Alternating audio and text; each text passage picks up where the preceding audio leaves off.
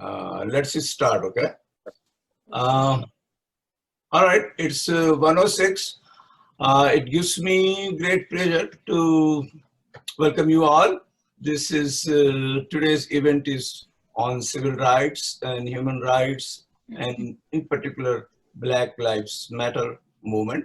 The opening remark is to be given by Seher Raziuddin. It is an additional pleasure for me or for us. We never thought that one day what I was feeding her 30 years back was going through her veins, and she will become an activist later in life. And she is a social justice activist right now working in Campaign Legal Center as a Director of Development. And previous to that, she was at American Bar Association and National Democratic Institute for International Affairs. She is a master's in political science from American University and a BA in the same subject, political science, from George Washington. So I guess not more than this is needed to introduce Seher, and she is here for giving the opening remarks. Seher, please take a, okay, all right. Can everyone hear me? Yes. Yeah. Okay. Assalamu alaikum. Good afternoon to everybody. Thanks for joining. So I'm here to give some opening remarks about the Black Lives Matter movement. As most of you on the call know me, I've been a student of political science, and I've worked in democracy movements, both nationally and internationally, promoting human, civil, and political rights. When I was thinking about the Black Lives Matter movement and what it means to me, I was drawn to a phrase that a lot of you are probably familiar with about the women's equality movement, which is that feminism is the radical notion that women are people. And it's a kind of funny, mood-lightening phrase, but it's also very powerful because it gets to the root of the issue in a lot of social movements, which is that when it comes down to it, a lot of people in the world still don't view marginalized groups as equals. And it's not a coincidence to me that the Black Lives Matter movement was founded by 3 women. And at the heart of this movement, I think they similarly capture so simply and so powerfully in its name that Black lives matter. And it seems like something that anybody would say they believe and support, but it is radical in forcing us to acknowledge the hard truth that Black people in this country are simply not treated equally by our government and by our society. And I think what we're seeing happening in this country now, starting with the movement a few years ago with the hashtag, with professional sports and Colin Kaepernick taking a knee, is that all of these small signs of defiance have really grown into challenging the status quo. And we are seeing so much resistance to this because when people who are accustomed to a position of privilege, equality feels like oppression to them. And we live in a society that is built on inequality, and people who profit from this inequality feel threatened when their power over another group is taken away. Over the past few years with the current administration and the rise of white supremacy in this country, it's been deeply disturbing for a lot of us. It's made it hard to read the news at times. And I think the instinct that most people have is to be distracted and to be disengaged because it's easier.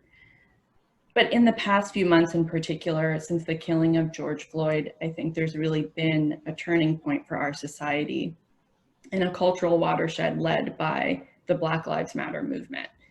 And so for me, it really heartens me to see how many people are supporting the movement now, how mainstream it's becoming, and how professional sports have taken a stand against this type of behavior. Corporations are speaking out against injustice, and it feels like the tide is really turning. And even though it's an uphill battle to really create change and get policy wins, I think this type of conflict and resistance is often indicative of change.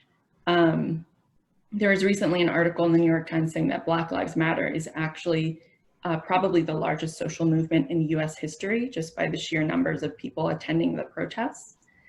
So I'm really hopeful that change is on the horizon. So what I'm hoping is that we can all use this time to hear from our speakers and approach this topic with humility. Think about how we personally, professionally, and in our communities are contributing to systemic racism, and how we can break it down and be an ally to the Black Lives Matter movement. So with that, I will introduce our first speaker, Mujahid Muhammad, who works on the social development of the disenfranchised and marginalized communities, and founded an organization called Keys Development in Baltimore City. Mujahid is a licensed clinician and has a background in advocacy, activism, and mentorship. He has studied at Morgan State University, the University of Maryland, and Cornell University. So I will hand it over to you. Thank you. So I think we have this a little mixed up. Mujahid Muhammad, I know you're on here. I'm here, but I think I'm penned. But I believe that Mujahid is on the call. I am James, though, and I'm very grateful to be here. And thank you all so much for having me. I'm muted. Oh, there you are. Are you talking in place of Mujahid? Someone needed to unmute me. Thank you so much. So I appreciate it. Assalamu alaikum. Oh, it is Mujahid. Okay. There we go. Sorry about the mix-up. Go ahead. Okay. That's okay. Yeah. So thank you for having us. I think that this is a time where true colors are shown, and I think that dealing with the Black Lives Matter movement, I often like to say that this is something that we have to really delve into, because we allow the narrative to be controlled. The narrative is often that the idea that Black Lives Matter suggests that others don't. And I always want to be able to touch that before I start talking about the idea, the concept, the movement of Black Lives Matter. And the way I look at things, being a clinician, and hopefully we have a doctor or two on here, I like to use the medical model. And the medical model would suggest that if there is a part of the body that is struggling, if there is a part of the body that is in need, then we must emergently take care of it, because it will start to affect the rest. And if we look at this nation as the way we look at our bodies, it is very clear in this nation today and in this nation days before, we have a group of this nation, which is the African-American community, which is the Black community, that has struggled and that continues to struggle, and that affects the body as a whole. And if we don't respond emergently to what we see, it could be our destruction. So Black lives do matter. Black lives do not matter in the sense that we take away and we have less love for anyone else. But it also should not suggest that as Black people and people as a whole, we should not love ourselves. So I like to start with that. And I would also like to touch a little history. History to me is extremely important.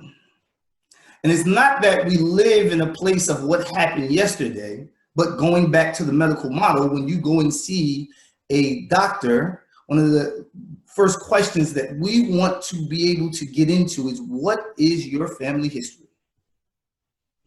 What are the things that affect you, who have caused you to become who you are today?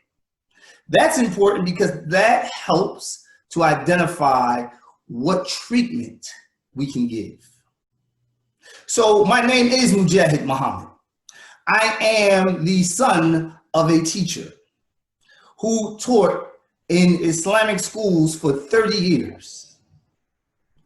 I am the grandson of a woman who took care of people's homes. I am the great-grandson of a woman who lived in Mississippi who was illegally still enslaved. So when we talk about slavery and we talk about the impact of slavery, it is something that is not too far away. And I like to use the example of our sister brought up the women's rights. This is a country in which women have only been allowed to vote a little over 100 years. And that right came through the struggle and fight of African Americans establishing or making an attempt to establish their own right to vote. That is where the right of women to vote in this country came from. That's important because when we look at the history of that, how many state laws and how long did it take for women to across the country to be able to vote without there being any bias around them voting? It took over 20 years. So if we look at that, and let's look at the idea of civil rights. The idea of civil rights in this country has only been established since 1964. Some of us might have, fortunately and unfortunately, I wasn't alive, but some of us here might have been alive during that time. But the actual laws that civil rights passed had to be fought for well beyond that. So when we look at the state of where Black America is, my answer is that Black America is still in the state of fighting for their human rights. The law of civil rights has passed, but the idea of human rights has not quite taken hold. And why do I say that? I say that because of the biases we all carry. I would suggest that the idea that how we create change or the change agents that we need are us. And I say that because we cannot allow ourselves to solely, and I'm not saying that we don't have our government does not have a huge part in this, but to solely lead on government to create change within social interactions is a flawed process because we're people. The idea of having conversations like this, I want to thank everyone who came out today for this conversation, because these conversations allow us to get to know one another. Through the buildup of this, talking with my brother Razi, we had laughs, we got to know each other and the work that we do, and we kind of normalized who we are. One of our conversations, unfortunately, we found out that, I struggle in the evening feeding my kids vegetables, which is something normally that, a lot of us struggle with. So normalizing those small things are important, because when we normalize those things, we get to have conversations. And if everyone could hear what we're going to say today, they would believe that the issue around the Black American is true, and the way to change it, which my brother James Green will touch on, is not a short road. It's a long road, and it's a hard road to do, but we all play a part. That part looks like this. This morning, I went to the supermarket, and driving to the supermarket, I stopped to get gas. And when I stopped to get gas, I didn't look like this. I had on sweatpants and a hoodie. I didn't have on my glasses. I had on a hat. And across from me was a white woman who was getting ready to start to pump her gas. And I pulled up and I started to pump my gas. And maybe, I have no idea, but maybe for her own safety, she got back in the car. And she got back in the car and she waited until I pumped my gas and I got back in the car, and then she got out and she pumped her gas. Where do these biases come from? They don't inherently come from our government, they come from us. What do we tell our children? What do we tell ourselves about Black people? Especially those of us who are first generational immigrants. What do we tell ourselves about Black people? Do we take the narrative that Black people, quite frankly, are inherently bad? I had a conversation yesterday in preparation for this call with a colleague of mine who is a therapist who is white and is extremely insightful. And I asked him, what does bias look like in a white household when you're growing up? What did it look like for you? And what he said it looked like for him was, listen, don't hang out with Black people, something bad could happen to you. Or you don't want to go into that neighborhood, you can get shot. And our media constantly shows these untruths because we generalize and we make, with these silent biases, we scare in an effort to protect. We do that on the backs of a group of people. And that group of people are Black people. And those same Black people are the individuals who fought for civil rights, which we now all take advantage of. The benefit of me having this conversation with a group of people who have backgrounds different than myself and backgrounds different from white Americans is that you've all have benefited from civil rights, both socially and financially. However, the disdain for the civil rights movement for some is still there, but you don't take the brunt of that. And it's not very direct. It's given through silent biases, and it's reconfirmed through media. And once a plant is watered, once you start to tell your children, once you start to tell your families that these people are dangerous, then you are doing the harm in watering a plant that you cannot stop from growing. I believe that where America is, and Black America is today, is based on that past. However, I would like to say this is where Black people are.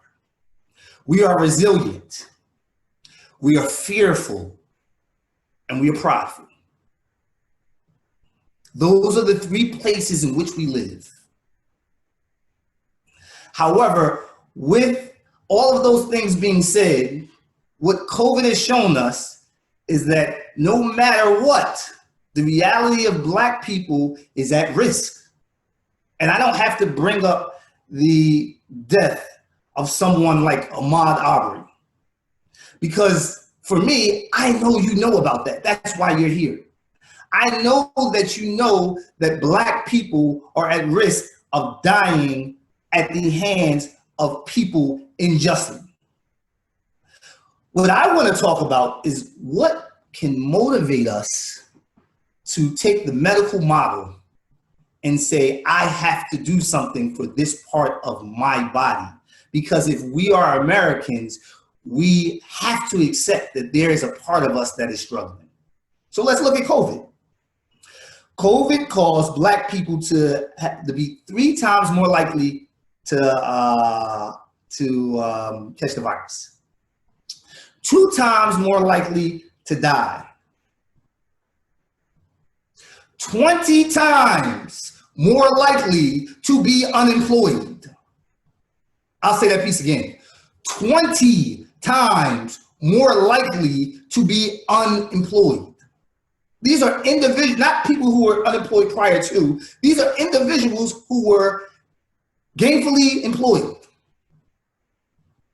What this shows us is that the issues of Black America are ingrained in our healthcare, which we have to do something about with regards to health access, are ingrained with our financial systems and ingrained in the way that we socially support one another. That social support does not enter the bubble of the everyday Black Americans, which I would now refer to as the neighborhood. There are many African Americans who are targeted who do very well with regards to their finances in life. And I think that is where we get stuck. We get stuck at the idea that we have to protect just all of America, and we forget that, yes, even though I can be targeted, I can do something about it. But there's a subgroup within Black America who do not necessarily have the same resources at hand to be able to do something about it. And I think that that's where we need to focus our effort, because that is the part of the body that is struggling the most. I think that that bubble of Black America is our inner cities. It is our royal communities where these Black Americans are shaped by media as being inherently bad or inherently lazy. Let's be honest. And I think that it's our challenge to change that narrative. I'll stop there, as I've been talking for a while, and I'll hopefully my colleague and my brother James will be able to connect you with what America looks like for Black people within that bubble. So thank you, Dr. Mujahid. You will be staying online, right? So we can ask the question in the end, or you want to go now? No, I have more to say. I definitely have more to say. I Okay. want to be able to take some questions, and I want to be able to recognize some people that you actually have on the call today for the work that they're doing. So Mujahid, Okay, great. Mujahid, can you introduce also that was part of your job? Oh, I apologize. I apologize. You introduce the next speaker. Yeah. I apologize. Where is James here? So this, my colleague James Green, and I'll say the formal introduction for him, because I like to be informal. I like to let you know who people really are, rather than because this is how we kind of interact as a Black community. That our titles mean less to us than our love. So this is a brother that I love. This is a brother that I love because he is an individual who is young and extremely talented and could be leading any 500 Fortune company. Yet he has given his talent to saving a group of people who are often forgotten. He works for the mayor's office in Baltimore. He's advised several political leaders within the state of Maryland. However, what he does more than anything is that he is the connection. He's the conduit between those who want to do good but do not have direct access to those who they want to help. He is the conduit. So when I was asked who would be the best person to have you guys be able to connect with, it was always James Green, because if you want to be able to do for a group of people, the thing you need more than anything is access. And what this brother is access to the Black community. James.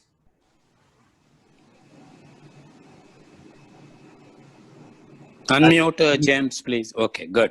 There we go. Thank you so much. And Mujahid, Muhammad, you know, you're my brother. You know, I love you, and I'm grateful for the work that you guys do, not just in Baltimore, but in the state of Maryland, but also across the country as it relates to the cognitive liberation of our people. It is immeasurable what you guys do. But just wanted to say thank you, and thank you for making sure that I was a part of this moment here today. I also want to take the time to say peace and blessings to everyone who's on the call, and also again extend a thank you for having me be on the call. Originally, I wanted to be stationary, but when family calls, you have to do that. So I'm driving from Baltimore to Pennsylvania in support of my younger brother. So I would ask in advance, your forgiveness for not being stationary, but because of my heart being where we are, you guys won't miss anything, whether I'm driving or whether I'm in my home or if I'm sitting on a park bench with a beautiful backdrop. So again, I'm just grateful to be here. I just want to say that, one, the introduction around the importance of the Black Lives Matter movement, and the history of some of the social injustice and the disenfranchisement of Black people in America that was explained in our introduction was phenomenal. I just want to thank you for sharing that. And Mujahid, I also want to just thank you for speaking particularly to the illness that exists within the body of America. And one of the things that you mentioned that I just want to kind of touch on was, where does this narrative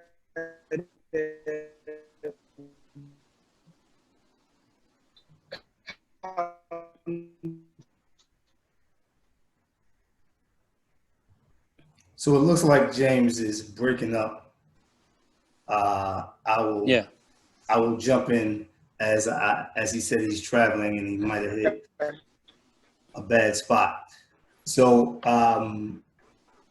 the allies that we need, and some of the things I wanted to stop talking to just for time's sake, but I think that the allies that we need are individuals who have challenged themselves, are individuals who have challenged the discussion that they have in their own homes, at their jobs, with their friends around bias. The allies we need are individuals who have accepted that those bias are real and they also live in our homes.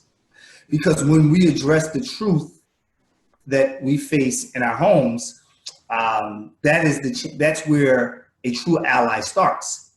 Like my friend, I talked to another person in New Jersey whose name is happens to be Sadiq, and Sadiq is of Ethiopian descent, and we were able to have a discussion around the bias that they have, and they were taught about Black people in America, even though he's Black. So James has jumped back on, so I'm going to allow James to continue, but hopefully we'll be able to come to that point. Okay, hopefully. Can you hear me now at this point? Excellent. Yes. All right, great. So again, just thank you. I won't go back to the introduction of saying thank you, but just again, thank you everyone for being here. But I just wanted to say that, Muhammad, one of the things that you brought up was the illness of America, and how there is this cognitive and also a physical disdain for Black people in America. And this is not something that happened by osmosis, that this is something that has existed since the conception of America. That America's disposition towards Black people has always been what it is right now, that Black people are lesser than, whether it's the complex of Black people being 3/5 of a human being, or whether it's now where we are when there's a man who has just broken up a fight and is walking to his car, and instead of tasing him or believe that it's okay to shoot him dead. And so I think that the first part is, how do we view and how do we look at Black people from our perspectives, which is kind of something that you were hinting to a moment ago as I clicked back on, where you talk about Brother Sadiq and this disposition towards who Black people are and how to feel about Black people.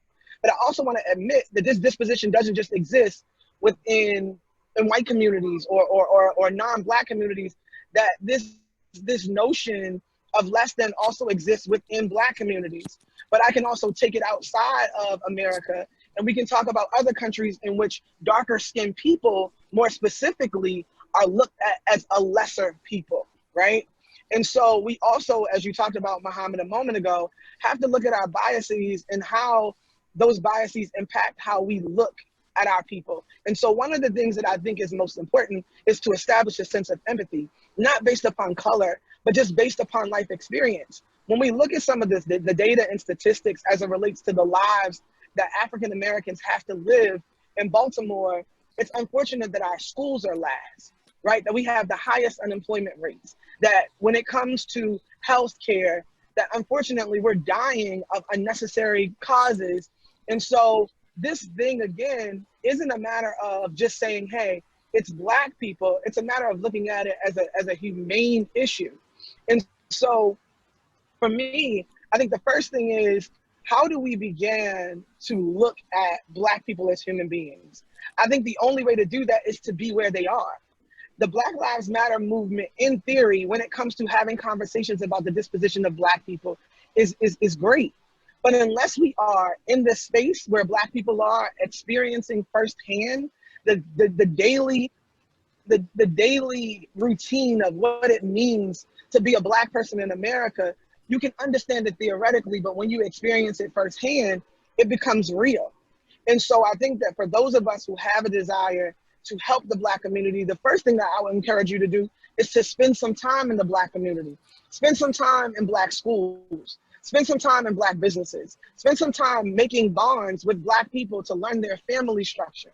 Because then you'll begin to understand the disenfranchisement of Black people in America.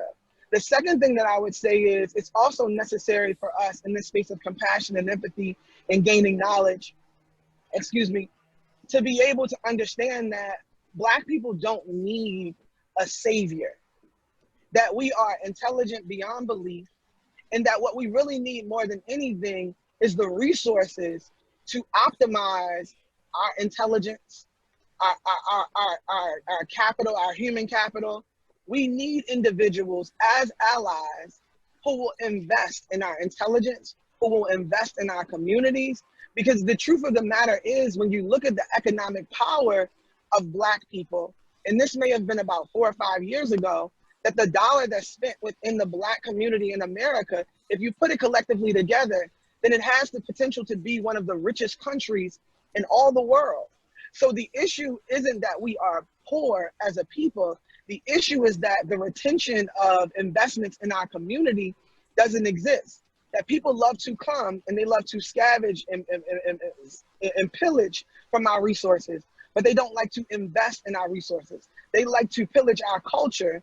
They love rap music. They love Black clothing. They love Black terminology and Black slang, but they don't love Black people. And the reality is, the next time that you are in a space with a Black person, finding a way that you can invest in their dreams, invest in their ideas, invest in the things that will help them to be sustainable in that process of being excellent is the next thing that we need to do. I think that the last piece, and I'm not gonna be long, I think the last piece is that we ultimately need to look at the success of one another as each other's gains. So if for whatever reason I am succeeding and a person of color is not succeeding next to me, then there's a possibility that I can become that person of color who is next to me that is not succeeding. Because America, when it comes down to it, is not opposed to looking at any person of color and saying that their life is worth less. And so nobody is above America's approach to people of color. So in actuality, our strength lies in us being allies. Whether you are a person of color from Asia, whether you are a person of color from Africa, a person of color from South America, or from the Caribbean, our allyship is where our strength lies.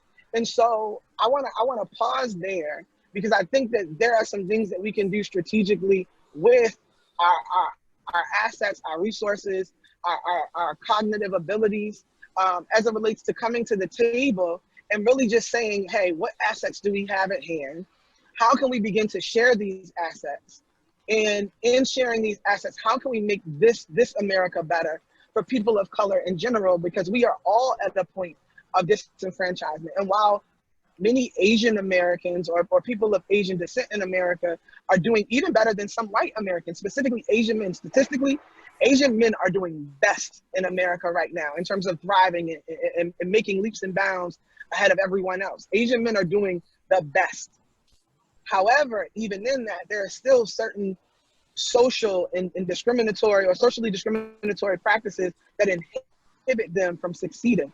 And so again, our allyship, I believe, is what gets us to a place of success. Being in a proximity to the people who we desire to help, and not just saying it theoretically that Black Lives Matter, but being in a space so that we can experience the Black life, to know what about it really matters, is important. So I'll stop there, because I believe that the best process is conversation and not just a monologue.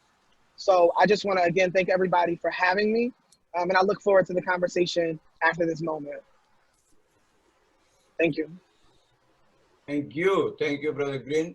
After these three expressions, I think it is time that people should engage in asking questions or take some form of discussion, anything that draws you any curiosity, that what should be asked, how should people help each other and all those. Please feel free to ask questions. Okay, so this is Rafat, and I will moderate this session of question and answers. So there are two options. Either you raise the digital hand and I will note down your name, or you go on the chat, put your name, and then I will note you there. So please go ahead. First person to ask the question is Fazal Bhai, Dr. Fazal Khan. Fazal Bhai, please go ahead. Yes, I just unmuted. Both speakers, thank you for giving very enlightening talk, and it's a sad that what's happening in America. My question is very simple, that with this movement, where do your leaders stand? Are you satisfied with the leaders, what they are doing? James, Did you want to go first, or? Sure, yeah, sure. So with regards to leadership, that this is a movement that does not have one head. This is a movement because the title within itself is that Black Lives Matter. It puts us in a place where there is a responsibility for everyone to be a leader. The idea of Black Lives Matter is that there is no in or out. All of us have an impact. Either you are pro or you are against. Ability to assure that Black lives matter to everyone. So with regards to our leadership, there's no particular head that we are going to say is the head of the movement. And there's a Black Lives Matter organization, of course, that has a head. But with regards to the movement, there is no particular head. And with regards to that, I'll let James go into the details of what that means for us as everyday people. Sure. I think that you have different facets of Black Lives Matter, right? Like you have, as we were informed in the very beginning, that there are a group of women of color who established the Black Lives Matter movement. And then you, after that, had several Black Lives Matter, I guess they were established in different cities across the country. And what happened, unfortunately, was that there was no clear leadership around what needed to happen specifically in each city or in each state. However, as it's kind of like stemmed, Black Lives Matter has become more of a moniker or an organization.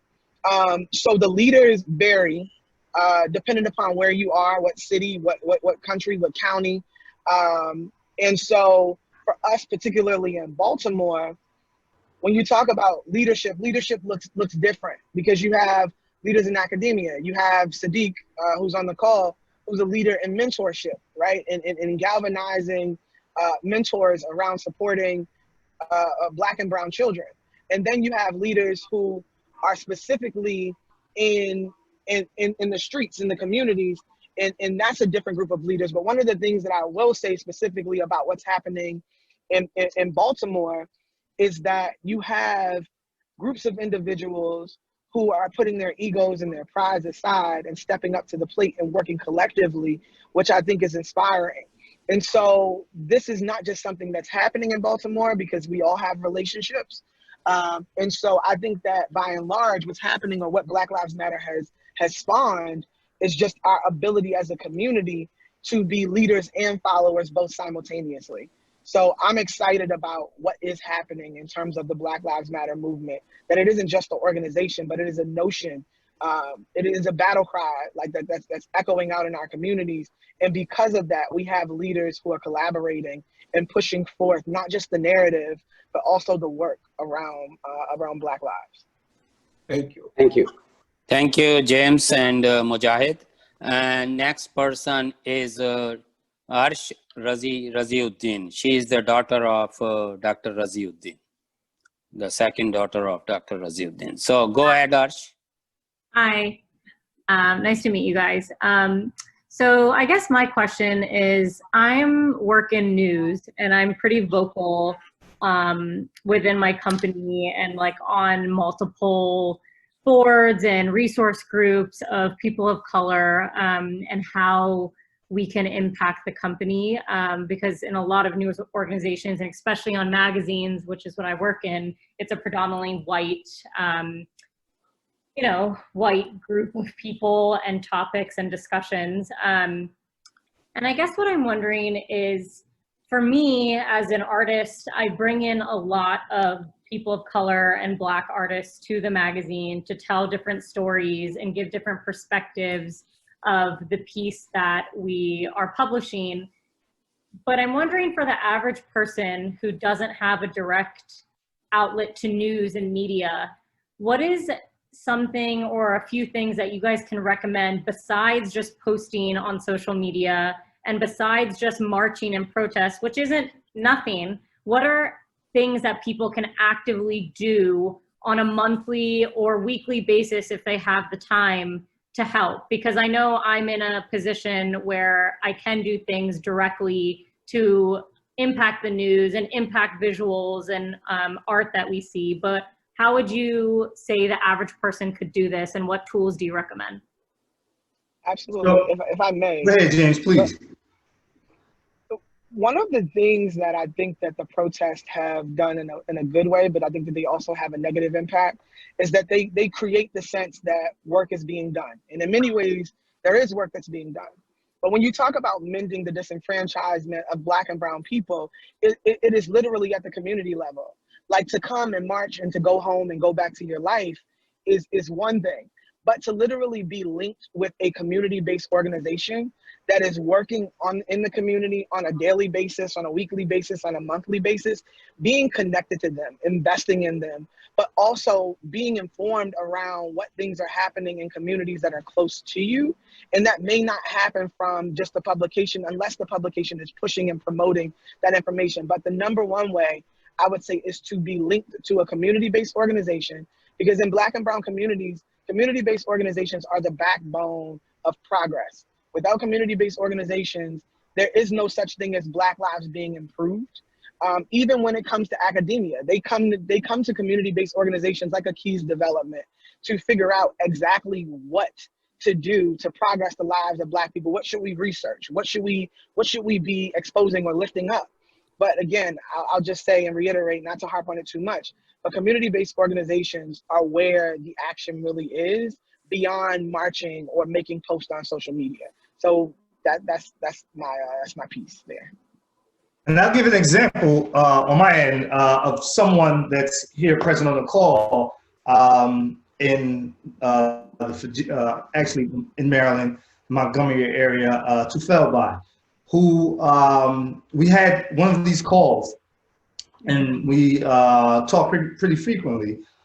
And what he established was a fund, a equity fund, that focuses on individuals who are targeted by police or who experience some sort of first-time encounter where they're locked up and they don't necessarily have the finances to be able to have effective representation. And it's super helpful for individuals. We see what's going on with the police. The backstory to that is what happens when it's outside of the news is that you have this young man who was shot in the back, who's paralyzed, yet still handcuffed to his bed in the hospital. And a lot of that has to do with not having legal representation.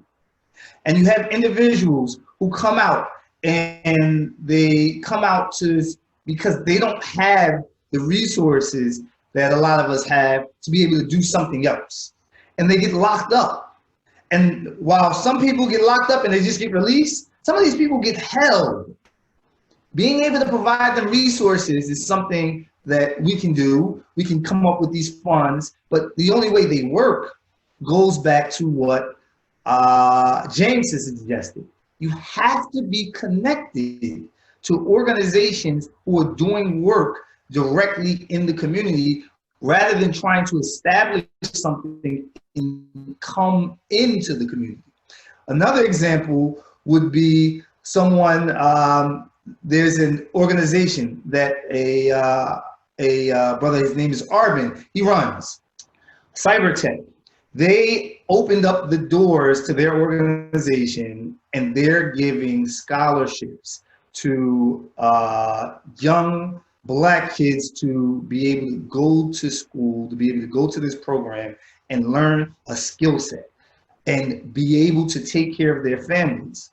The guy, Sadiq, that I suggested in New Jersey, he owns cell phone stores. This is a beautiful example because what he did was that he's good at this. He knows how to establish a business. He took a group of young, and they happen to be women, young Black women, and he opened up a cell phone store with them and partnered with them. And his partnership was only to train them to be able to run the store, give them the skill set to be able to hire everyone in their community. So I think that what we can do is always bring our skill set to the table to be able to do things directly with people. And I think that a lot of us have the willingness to do these things, to establish businesses, to partner with Black people, to help with issues around health. But you all need to be connected to a James Green, to be able to get that done, to be able to get connected to organizations such as mine, like Keys Development. So that's what I would suggest. And thank you guys. I totally agree. And this is a lot of things that I know already, but I think as my father's generation is so involved in our insular immigrant communities, I think sometimes it can be a bit overwhelming for people to branch out and know where to branch out properly. So I'm wondering, maybe after this call or in a follow-up email, like if there could be a list given out of different opportunities that people in our community could take advantage of who are interested in doing so and helping out in different volunteer programs and things like that. Absolutely, absolutely. I think that that's definitely something we can do. James has a lot of resources, so I think that that's definitely something we can do. And then there's efforts that are going, like ours, and the initiative that that they're doing with regard, that you guys are doing with media. I think that the idea that you have, what you're doing with media creates change. And I'll use this as an example. I think that you are immensely important, and anyone within the media realm is immensely important, because we look at things that were harmful for us in the past, like smoking cigarettes. Smoking cigarettes, not too long ago, was something very normal. Everybody used to do it. We used to do it in any environment. We used to do it around our kids, and we thought it was okay. And then we found out, you know what? People are dying because of this. not only because of smoking themselves, but secondhand smoke as well, we're going to do something about it. What did we do about smoking? We use media. We use media to change the mindset, to change the biases, to create biases around negative behaviors. How can we expand what you are doing? How can we support you? How can others get involved in media and really hone in on changing the perception that we have around Black people?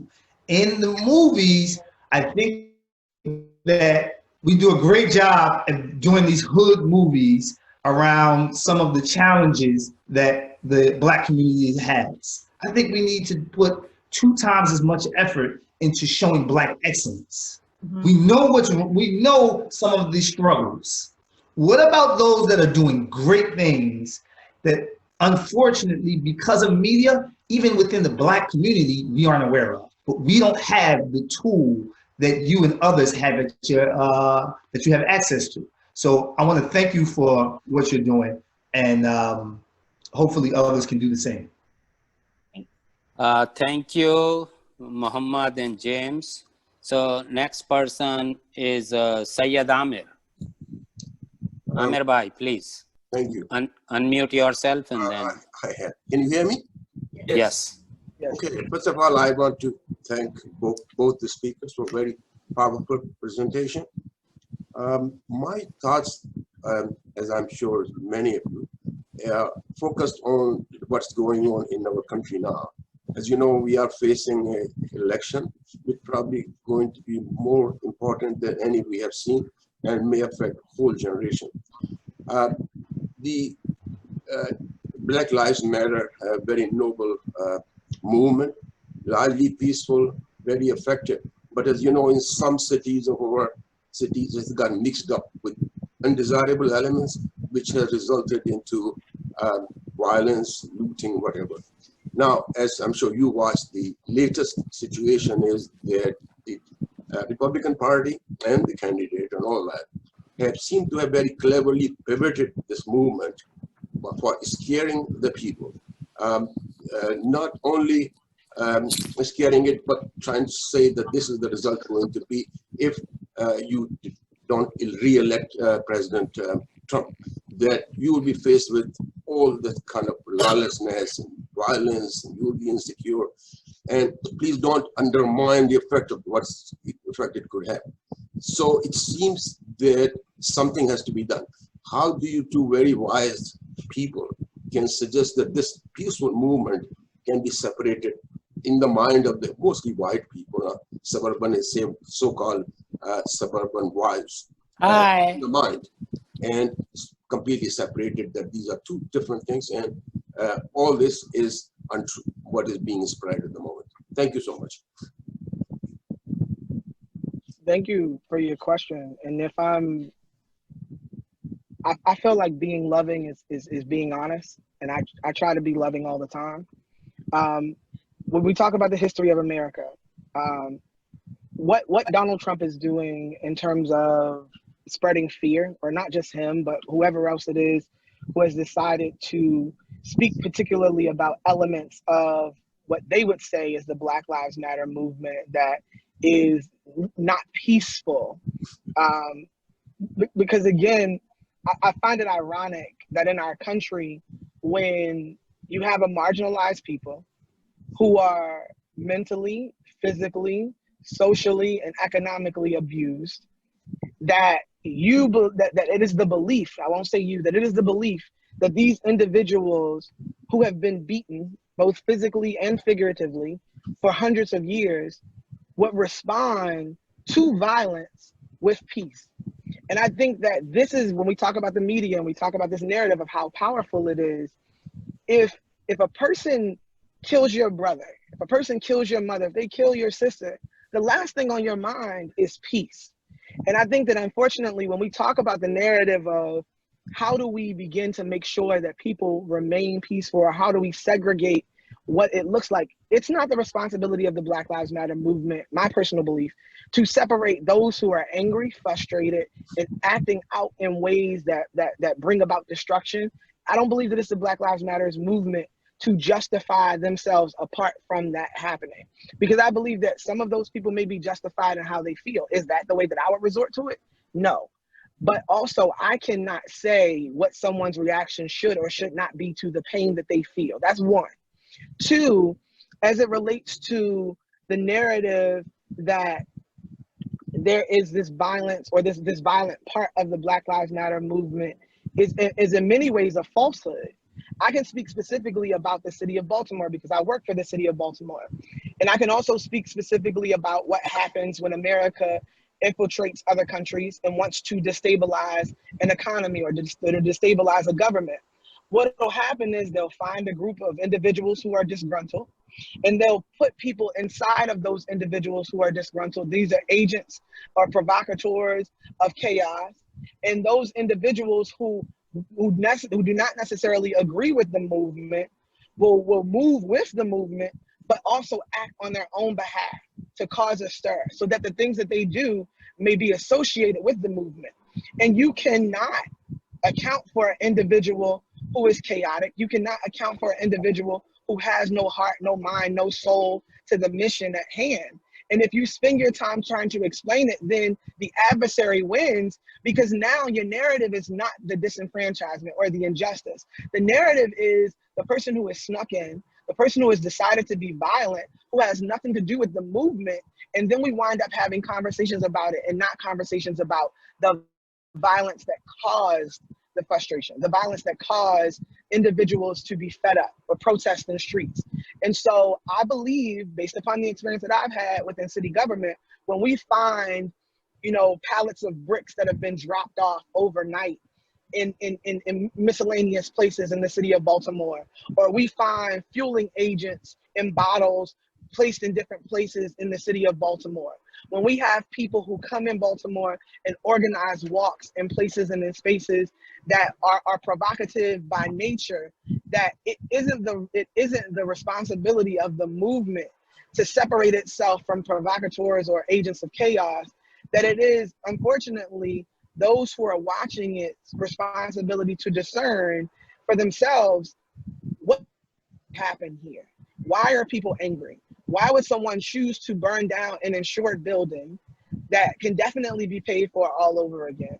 And so these are some of the things that I want to introduce, not so much to say as the opposite of what you're saying, but just as information to contribute to the conversation, because I think that so often people are caught up in the narrative of, well, this is becoming violent. This is becoming that fraction of what is violent, it pales in comparison to the peaceful or intelligent movement for hundreds of years that Black people have put up. When Black people established Black-only communities that were thriving, that whites came to burn them down. And so it isn't about whether or not we separate ourselves from those violent acts that people are doing. It's about how the onlookers, those individuals who see themselves as standing on the outside, are able to discern exactly what's happening and hold media responsible for the whole truth. So I know that was long-winded, but I felt very passionate about what you said, and I thank you for introducing that question to the conversation. It was a great question. Yeah, Very well said, James. I think, Rafat, take questions as short questions, and the responses should be also a little shorter. So, just because of the time. Okay. Yeah. So thank you, and please ask a brief question, and I request the speakers also to be brief, as Razi Bhai said. Thank you so much. I know it's a passionate thing and you want to talk every point. So with apologies to the next person, I have a request from Iqbal Yusufi, because she must be leaving in few minutes, so she wants to ask a question. And then I will, so sorry for breaking the sequence, but please go ahead, Iqbal Appa. Thank you, Rafat. First of all, I'd like to comment that it has been an excellent program so far. Sahar's introduction was great and the speakers were excellent.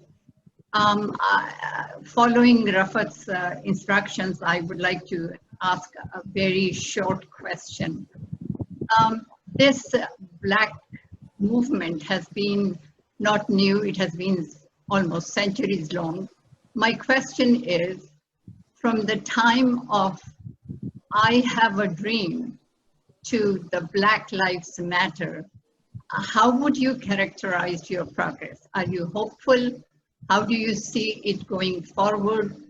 Have they been obviously positive and negative things? So I'd like to get your comment on that. How do you see this moving forward from where it started? I'll say shortly. I think that we've definitely made progress. There's no question about it. That we have definitely made progress. However, I think that that progress has also created cover for those that sense of hate, it still remains. And I think that because of our progress, let me rephrase, because some of our progress, there's a group of Black Americans who have immensely benefited, but there are so many more, and the majority have not. Their schools still look the same. In Baltimore, we have issues with regards to our school systems that you would think we were still in the 70s. We have issues because some of our schools don't have heat. We have issues because some of our schools don't have running water for the young people to drink. So as many of us that are doing better from that time, it has put us in a position to be able to advocate and talk to you now. But there are so many more that are still in that place that need our support. And that's how it is.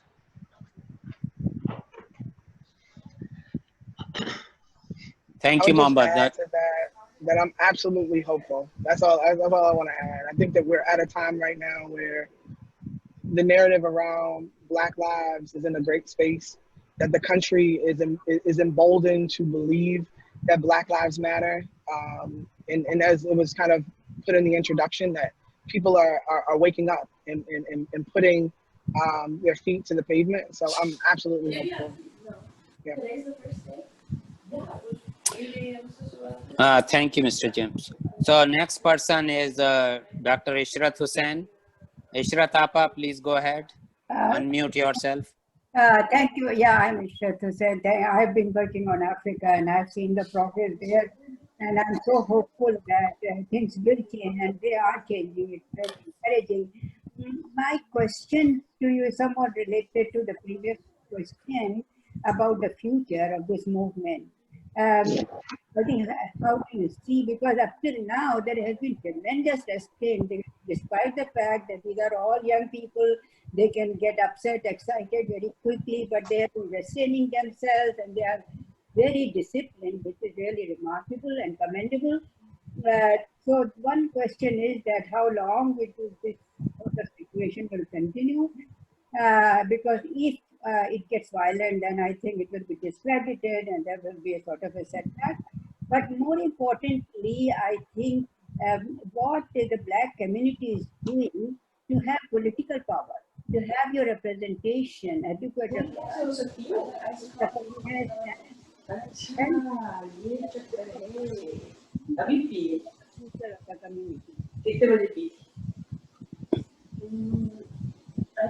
So I believe that the question was, how long do we think that this will kind of continue? Is that the question? Yes. One part. The second part was the future for the Black community, like Asian community. It is important to involve in the political process and political power, have seats in the Congress, the Senate, and also, of course, in the government. So what I thought of that? Okay. So if the question is, and I apologize, it's kind of hard to hear you, but if the question is how long do we think that this will continue, I believe that Black people will be fighting for civil and human rights for as long as humanity exists. And I'm just being very, very honest. I think that progress is a process, and I think that this process, as it relates to the progression of, and I won't just call it Black lives, I think that Black lives are the most disenfranchised, but I also believe, again, that the progress of Black people is also the progress of every minority or every person of color in America, because if it was not for the progress of Black people, then there would be no progress for women. There would not be any progress for Asian Americans or for Hispanic Americans. It just wouldn't exist. And so Black people have always taken the brunt of progress in America, and based upon that, other people are able to come in and benefit. And so I think that it will exist for forever. I think that, you know, African Americans existed in America before most people migrated or came over, you know, to the Statue of Liberty, and there was a legal process for immigration. And understanding that we were some of the first people here in America, and we are the most marginalized and most disenfranchised, and fighting to have just basic human rights. When you ask how long will it continue, I think that remains to be seen, to be honest. And I think that it's less about the violence of it all and more about the progress of it all. In any struggle, there is the potential of violence. It's not just in America, it's in countries across the world. And so I think that the thing is that progress is going to take time. So I think I definitely need to jump in this, but please forgive me because this is so important. I think that this question gets at the essence of where we need to go. How long is this going to take? It will take as long as it needs. I think that when we look at some of the challenges across this world, we look at what's happening in India and the atrocities that are happening there. We will not stop until we are treated as equals. We will not stop until we are not killed on the street, and it's okay, similar to those who are experiencing these atrocities in India because of whether it be their skin, whether it be their religion. When a group of people is persecuted, they should never stop. And when there are others who are aware that there's an oppressed group, as a group, we should never stop. We look at what happened in Nazi Germany with regards to the Jewish community. To this day, the Jewish community has not stopped fighting against these practices. And they are not an oppressed people to the extent of African Americans at this point. And you know what? I agree with them that they should not stop. With regards to Muslims in this country, when will we stop if there's a Muslim ban and we are banned? It doesn't matter what happens and how long it takes. It's not going to stop. So I want to make it very clear, as I am an advocate first, that this is something that will not stop. That as long as I see someone that looks like me, for whatever reason, gets shot in his back several times, becomes paralyzed, and then in a hospital is handcuffed to a hospital bed, in my heart, I cannot stop. Even if it's not directly affecting me, I cannot stop. So this is not something that has an end date to it. And I hope that as individuals who will be allies, individuals who know our truth, that you will not stop either. All right. One of the things that I just want to add a small piece here, that there are things that we can benchmark and accomplish. So when we talk about education reform, or we talk about the economic development of communities, or we talk about, you know, social progress, that there are things that we can benchmark. So when we talk about the larger Black Lives Matter movement and, you know, making it socially relevant to believe that Black Lives Matter, that shouldn't stop. As Mujahid had mentioned, as it relates to the Jewish community, they've been relentless in making sure that we remember so that we don't forget, right? We still haven't even gotten to a point in America where we remember, because the struggle of Black people has been taken out of textbooks. It's been taken out of media. We've been positioned throughout, you know, just the narrative of who we are as people to be looked at a certain way. Until we start kind of doing some of those things, it cannot stop. So, I mean, as we begin to change some of the images in media, we begin to see, you know, people of color in positions of power. We begin to see some of these things. It's and I won't say reversing things, but it's progressing some of the things that need to be progressed. But there are things that we can benchmark within communities to see progress. And again, I would just say connecting to those communities will allow you to see outcomes in a more expedient fashion, But as far as the larger movement, the larger notion that Black Lives Matter, I think that that is something that will be perpetual until the end of time. All right. Yeah. Thank you both. Thank you both. Very nice explanation. So the next person is by the name Pixel 4A. Please identify yourself. And All then, Hey, that's me right here. All right. yeah, please identify yourself and Can ask you the hear me? question. Yes, we can.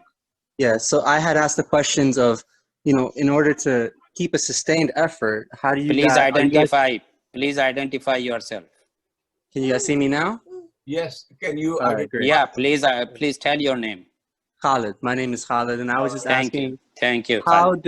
how are the faith-based communities in Baltimore trying to support this effort to help keep it sustained in the future? And what are you guys doing on a legal front? As someone mentioned before, I think it was Brother Mujahid, about getting good legal representation. Have you guys partnered with lawyers, law students, or whoever to work on these cases to bring accountability to the problems that have occurred in that community? And are you guys doing anything to hopefully maybe teach skills or provide mentorship programs for young minority people of color, Black people, to join, maybe let's say hospitals or other organizations, so that we can grow the next Malcolm, we can grow the next Martins, and grow the next doctors and whatever have you? Are those in part of the plan for the immediate future and for the long-term future?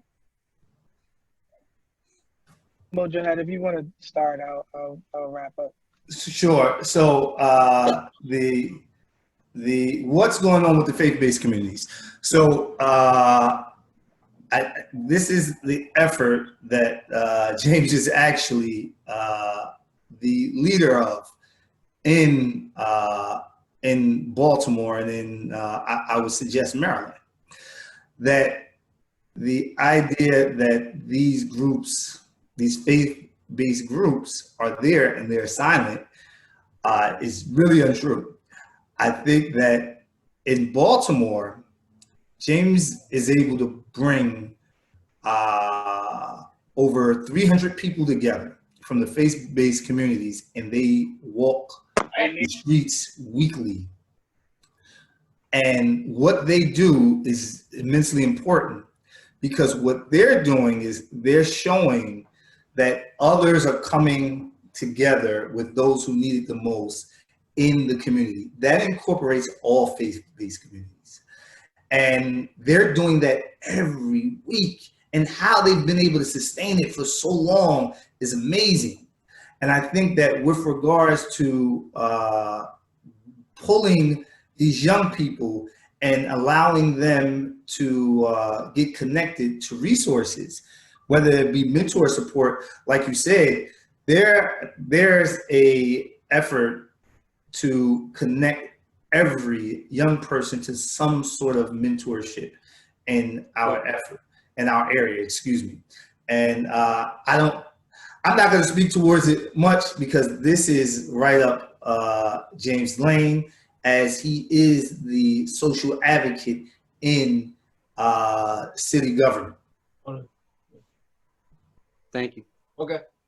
So about a year ago, out of the Mayor's Office of African American Male Engagement, myself, a gentleman by the name of Andrew Knox, who is the area captain for the Fruit of Islam and the Nation of Islam, a gentleman by the name of Dr. Andre Bunley, who is a 32-year retiree from Baltimore City Public Schools, and a young lady by the name of Candace Bennett Parker, who was formerly at City Schools and came over to work in the mayor's office with us.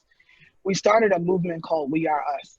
And the reason why we strategically named it that, it was because we wanted to establish a distributive leadership process, meaning that there was no one head, that it was about coming together based upon life experiences, you having these different individuals from different backgrounds, different faiths. So whether you're Sunni, whether you're part of the nation, whether you're Shiite, whether you are a Black man, a white man, a Hispanic man, whether you are from the east side of Baltimore, the west side of Baltimore, whether you are from the greater Baltimore area or just in some part of Maryland. We have organized over 2,000 Black men and then others who take part in what we call a community engagement process, wherein we take about 200 individuals 3 times a week into the community on Monday, Wednesday, and Saturday. And through that process, over the course of 3 months, we were able to employ over 180 individuals. We were able to get another 80 individuals into drug treatment. And this was all prior to COVID. We were able to help another 45 individuals, get connected to their families. We help individuals who are returning from incarceration. We help women, we help children, we help young people, we help older individuals. And so this is why I speak so heavily about the community-based approach, is because in order for government to function, we need individuals and citizens to vote. Individuals and citizens elect leaders based upon their interests. However, what happens is once those individuals get into office, the community disconnects. And so what we've tried to establish is a community connection process. And with that process, we're there building relationships so that when it comes around election time, we talked about a moment ago about this election season approaching, is that we have relationships to be able to inform people, not to sway people in a particular direction, but be able to inform them about what may benefit them and what may be adverse to their progress. And so with that movement, we've been able to actually have people from all over the country reach out to try and figure out how they could do it. So we've been in talks with St. Louis, Detroit, Atlanta. We've been in touch with people in Prince George's County. And so with that movement, it's just been a really, really great opportunity to bring lawyers, doctors, drug dealers, former drug dealers, educators, whoever it is, all together, and to begin to say, hey, we want more for our community. And so that's just been really, really amazing. It's been an epic undertaking. So it's something that we would love to have you guys be a part of. You don't have to be a Black man to walk. You don't have to be a man to walk. But just being able to be there and be a resource. So it would be great. So if someone just sent me a message that to mention what Keys does. So what Keys, my organization, does is that we literally take counselors and therapists and mentors out of systems, and we put them back into the neighborhoods that they grew up in. So the idea of mentoring and identifying young people who need support is something that we do in Baltimore and in Prince George's County. And we do this with over 700 families.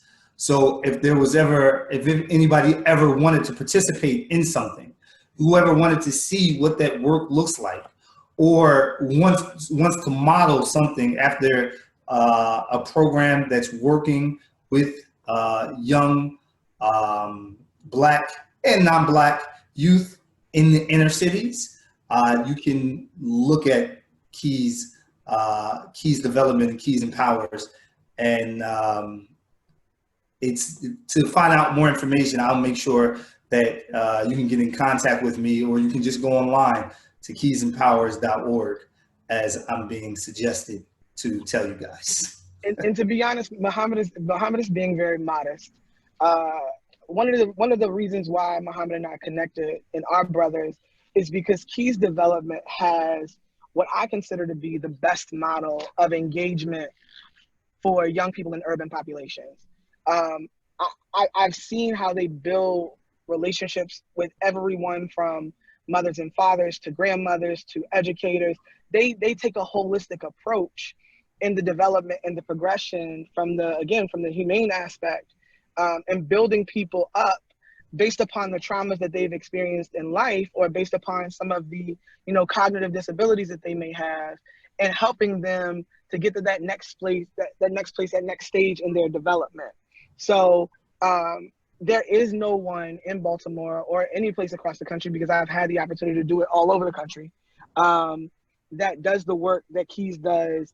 And so I'm just very, very excited about what Keys is doing. And I think that anybody should certainly go and check out the work that they're doing, because it is necessary work, not just in urban environments, but based upon the research and the knowledge that they have, they're able to engage with anybody in a very innovative way. They use music, they use cognitive behavioral therapy, they use a combination of skills and techniques to really help the whole person and the whole family. And I think that when we're looking at or talking about things like the Black Lives Matter movement, or the years of disenfranchisement that people of color in urban environments have faced, that they're adequately prepared and completely, they exist with infinite passion to do that work. So I just wanted to make sure that that was known, because you were being very modest, Muhammad, as always.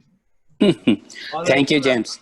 Thank you, James. So there are a couple of more questions, and then maybe we will wrap up in 5 minutes with Dr. Raziuddin asking question in the end, and he will wrap up. But next question is from, and please be brief because we have to wrap up within 5-6 minutes, because I don't want to take too much time of our speakers. So next person is Shahid Talukdar. Please go ahead, unmute yourself, Shahid. Yeah, can everybody hear me? Yes. Yes. Yes. Okay, so as we are talking about the Black Lives Movement, and in the beginning, both Seher as well as Mujahid pointed out towards structural inequality faced by the Black community in the US. And so my question is geared more towards that. So like, as you noted earlier, that the COVID effect has affected Black community much more severely than others, like in terms of infection rate, in terms of fatality rate, and in terms of especially they are getting unemployed. So my question is, why do you think that the Black community is hit harder by any kind of disaster, natural or otherwise? So that's it. It's very well known. Go ahead. So Muhammad, do you want to? No, please, brother, please. And please be very brief, really. Go ahead, James. Sure. So Sure. I'll be very brief, and I'll kind of give anybody. So I'm reading a book called The Color of Law, and the book talks specifically about the very intentional and systemic disenfranchisement of Black people in the United States. Everything from redlining to establishing ghettos to building factories that would literally produce smog in communities where Black people live that they would not establish in white communities, that literally impacted the health of Black people. This is not, and as I said again, it is not by osmosis that Black people are unfortunately lagging in so many different spaces. It is very much systemic and intentional in an agenda of a white supremacist establishment within America.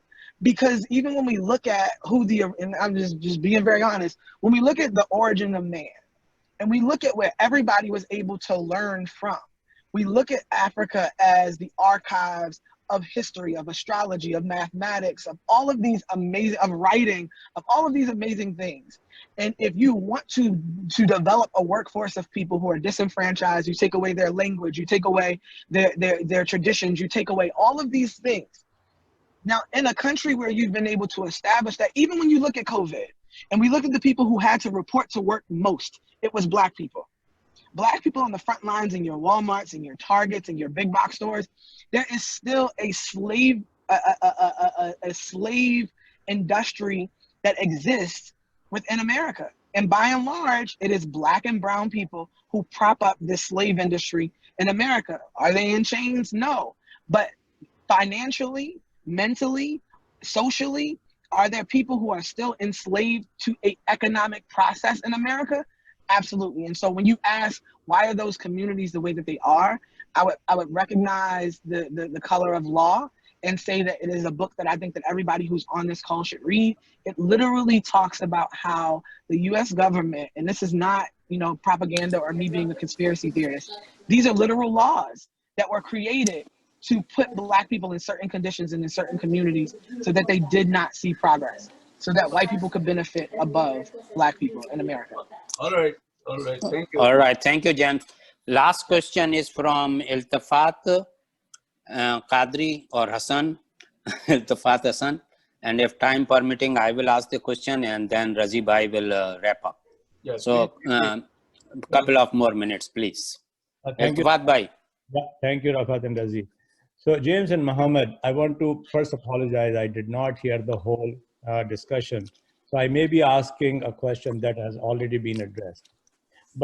And I'm a great sympathizer of the systemic racism that afflicts the Black community, Black Americans, and I have the highest respect for this group. Having said that, I'm an Asian American, And I always compare my community with Black community. We are also people of color, and we also suffer some racism, but nothing close to what the Black people do. Some of it is, I think, ingrained in the 400-year history of this country. But some of it, I think, is also the Asians are better educated. They're able to compete with whites. In fact, in certain cases, we Asians are holding up the science in America. I go to meetings where there is almost no white person who is dealing with science. So I think that is giving us an edge, and the reason is the education. There is this myth and some reality that the Black men specifically have not taken care of their own families.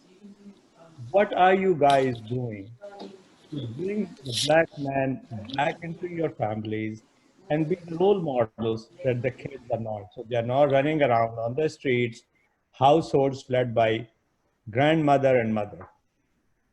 Thank you. Okay, so James, I am adding my question because you can address in one, because I have a similar question. Okay. So you talk about the holistic situation, but in both of your talk, I see you are engaged in community activism and everything. You did not talk about the education. And being the community coming from India and being a Muslim, we realized from the very beginning that education is the key for the success of. Because if you are educated, you are well placed, even though there are disparities, persecution and everything. But if you have a degree, you can make your way upwards. I have so many colleagues at my work, they got the degree and they are almost as equal as everybody. So what emphasis you guys are putting on education? I know you will say, okay, our schools are not very well equipped and all those things. But in spite of that, what is the emphasis on the education from the Black community? Please go ahead. This is a similar question, so you can address in one. Sure, Muhammad, I'll give you first swing, and then I'll back clean up, brother. Okay, so when I want to answer this question in the best way. This is a tough question because it's a question that's based in bias. It's a question that's based in what you're told by the media, the idea that people are running on the street and things like that. This is a question that's based in media. I myself come from Newark, New Jersey. I was raised again by a mother who was a teacher. Education was something that was not only important to me, but it was important to everyone in my family. But I also I was raised in a house where by the age of 10 years old, I knew 5 people who were murdered.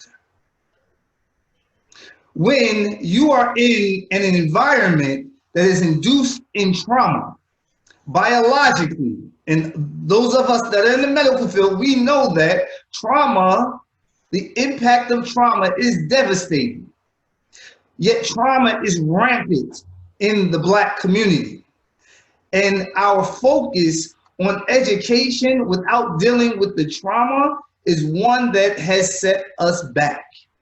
That education in actuality is pushed by every Black mother because they have the same love that anybody else has for their children, that they want their children to do better than them. But when you are in an environment or a school system like Baltimore, where you are not allowed to take books home, again, we have a school system which our children are not allowed to take books home, where you go into your home environment and you do not have the internet.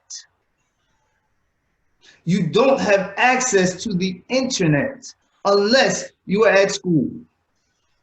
These are systemic problems that we cannot continue to put on the Black community Yet, we have to look at the system that allows a group of people who have so much need not to have. And I think that with regards to education, I also say this because what I'm hearing is the undertone of bootstraps. And the idea of bootstraps is one that has kept the Black community in a place of anger. Because those same bootstraps that are often told to us to pull ourselves up by our bootstraps, those are often the boots that are pushing us down and that are killing us. So with regards to education, what's going on in the Black community? There are programs after programs that make effort to educate, to give opportunity to Black people. There are organizations that do this work, but unless those who have the ability to fund those organizations support, unless we have organizations like T. Rowe Price, Merrill Lynch, who benefit so much off of the Black community, one in which that their houses were built on slavery, that the same funds that started these organizations were those that the blood of African Americans died building. Unless they pour those finances into those programmatic efforts, then the issue of academics is still, will continue to be suggested that we do not take academics highly.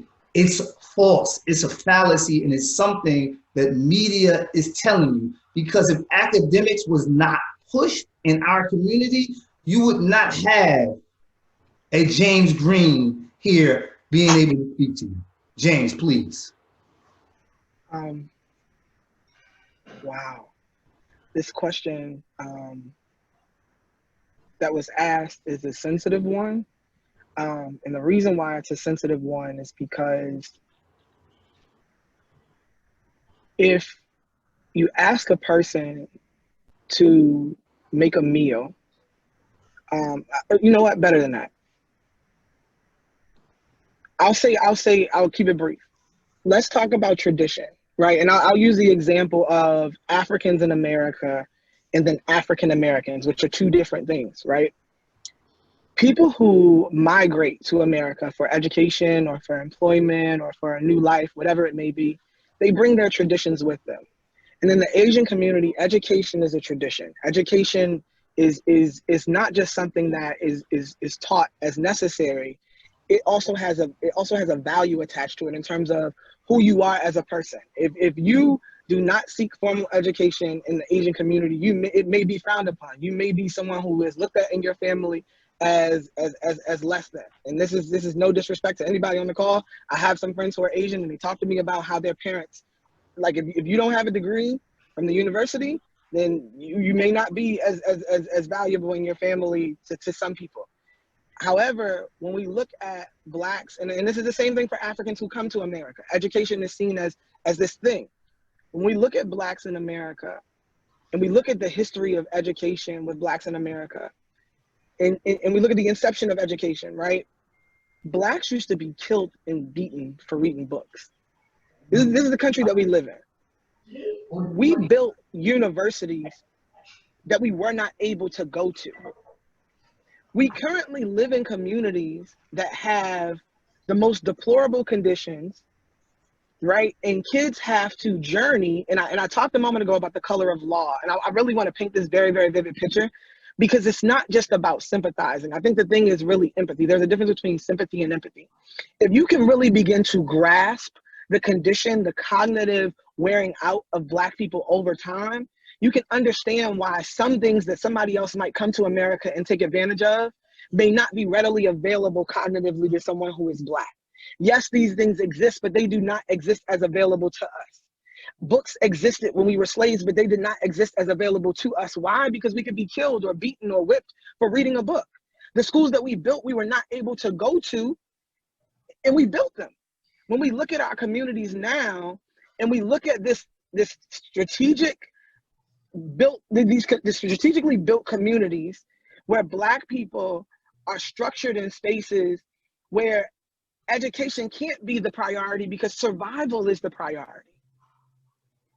When I don't have food, when I don't have water, when I don't have, not that my dad doesn't want to be present, but my dad couldn't go and get a job because he was Black, because certain places and certain jobs weren't available to Black people. And then when trades drew up, when vocational trades dried up in cities like Baltimore and the crack epidemic hit, you had the disenfranchisement of families. You had Black men who were locked up. So when we talk about bringing Black men back to families, we have to also talk about the systemic process that pulled Black men out of the families. We can talk about the child support system that doesn't want Black men in families, that they prefer to tax families for Black men being involved versus giving Black women breaks for not having the father involved. All of this stuff depends. Now the child is trying to take care of their family and they're young. Now the parent is dealing with drugs and the child is dealing with taking care of their brother, their sister, trying to find their mother or their father who may be on drugs. So by the time I get to school, the school that doesn't have air conditioning, the school that doesn't have heat, the school where I can't take the books home, the school that doesn't have technology, I'm so distracted and so traumatized in the process of learning that I can't do it. Thank you. So I want to wrap up in the fact that there is this misnomer that education does not matter to Black people. It does. We know that by and large it is a way out. But even for people who have degrees, they still have to face systemic racism and discrimination when they go to get jobs. Qualified, overqualified, then the white person, the Hispanic person, or the Asian person, they will still get hired last statistically. Right. So then when you tell me about education. Understood. Very well understood. Yeah. And I have a special request from Tofel Bhai. You both of you know them. I know him. And he will ask a quick question and then Razi Bhai will wrap up. This should be the last. Sorry, Razi Bhai. Sorry, Razi Bhai. Yes. Go ahead, Tofel Bhai. Unmute yourself, Tofel Bhai. Unmute yourself. Yes. I have done it. Yes. Yeah. It is okay now. Thank you. Yes. Okay. I want to congratulate Sahar for holding such an excellent program today, and I hope she will do more. Thank you very much. I know Mujahid very well, and I have been working with him, and you will be pleased to know that MCMF has raised $48,000 to help Mujahid and others to bring out the people who are on petty crimes in the jail, to take them out and to provide education. I am in touch with an organization which is known as First Generation College Bound. That organization is working and that is in operation since 1991. So if anybody of you who is interested to do something to help them, please contact us. We are available and we are going to spend this money wherever Mujahid or anybody wants. I was thinking about helping the Montgomery County. As you know, Mujahid and Jamil both are working in Baltimore and Prince George's County. So I am in touch with NAACP, and there is a lady who is working in Montgomery County to help us. And you will be pleased to know that I told him if there are school children in high school and they don't have Wi-Fi at their home, we will pay the bill to bring the Wi-Fi to their home. So in this way, we are going to help him wherever we can. Very good. Thank you, Tufel Bhai. Thank you. Very good. So I think, Rafat, is this okay? Razi Bhai, please wrap up and ask the question. Right. So thank you all. It has been like 1 hour and 40 minutes, non-stop, intense engagement, a wonderful session. We learned a lot from each other. A lot has to be learned. I mean, still there is a lot to learn. And we can see that there are issues or questions that come which seems that we have to answer them in more broader way. Obviously, there are so much monumental task is ahead to build the community and build others also. Education system, their community area where they live, and health system, a lot. And we should become partner in this kind of reconstruction. I hope that we remain engaged and perhaps something better will come out of this kind of cooperation with each other, not only learning, but also some kind of joint projects that can help the community. On the same issue, I invite you again next week to be with us, because next week we are inviting India's foremost civil rights activists.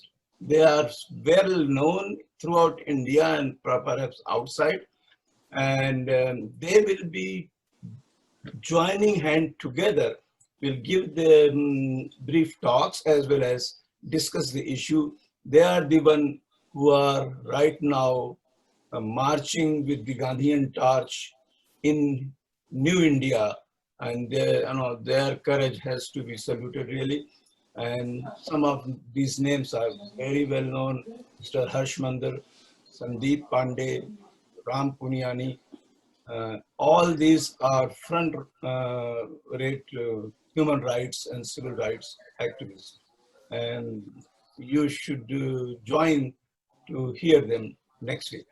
And with that, I will send the invitation. Thank you all for remaining with us, although a lot have left. And see you next week with a new theme, with the same theme with new faces in India. Okay?